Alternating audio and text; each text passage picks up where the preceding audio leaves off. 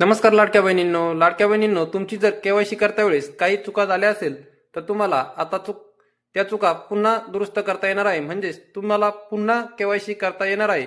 पण ही केवायसी फक्त एकदाच तुम्हाला यामध्ये बदल करता येणार आहे. त्याचबरोबर ज्या महिलांचे पती मयत आहे त्यांना सुद्धा केवायसी करण्याचा ऑप्शन आता देण्यात आला आहे. त्याचबरोबर ज्या महिलांचे लग्न झालेले नाही म्हणजे अविवाहित महिला आहे त्यांना सुद्धा केवायसी करण्याचा ऑप्शन देण्यात आला आहे. तर तुम्हाला केवायसी करण्यासाठी पोर्टलवरती येऊन येथे क्लिक करा, या ऑप्शनवर क्लिक करा. त्यानंतर इथे तुम्हाला लाभार्थी महिलेचा आधार नंबर टाकून घ्यायचा आहे.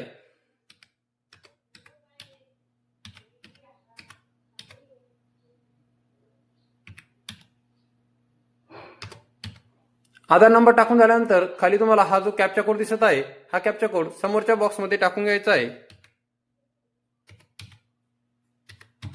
कॅप्चा कोड टाकून झाल्यानंतर खाली मी सहमत आहे या ऑप्शनवर क्लिक करा. त्यानंतर ओटीपी पाठवा या ऑप्शनवर क्लिक करा.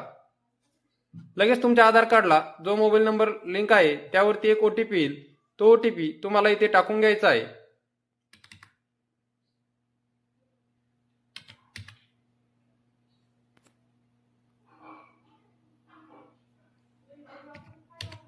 ओटीपी टाकून झाल्यानंतर सबमिट करा या ऑप्शनवर क्लिक करा.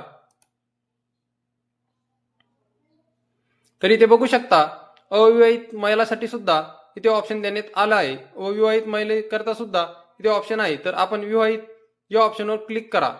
त्यानंतर इथे बघू शकता ज्या महिलांचे पती हयात आहे त्यांच्यासाठी 1 नंबरचा ऑप्शन देण्यात आला आहे. त्यानंतर ज्या महिलांचे पतीचे निधन झाले आहे त्यांना 2 नंबरचा ऑप्शन आहे व ज्या महिला घटस्फोटित वगैरे आहेत त्यांच्यासाठी 3 नंबरचा ऑप्शन देण्यात आला आहे.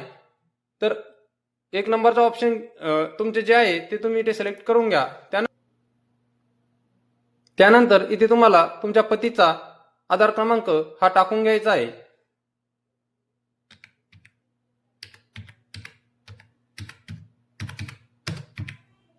पतीचा आधार नंबर टाकून झाल्यानंतर परत हा जो कॅप्चा कोड आहे तो कॅप्चा कोड टाकून घ्या.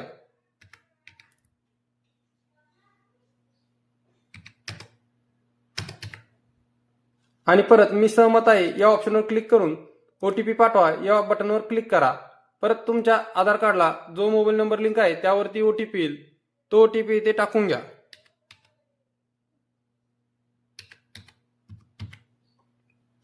आणि सबमिट करा या ऑप्शनवर क्लिक करा.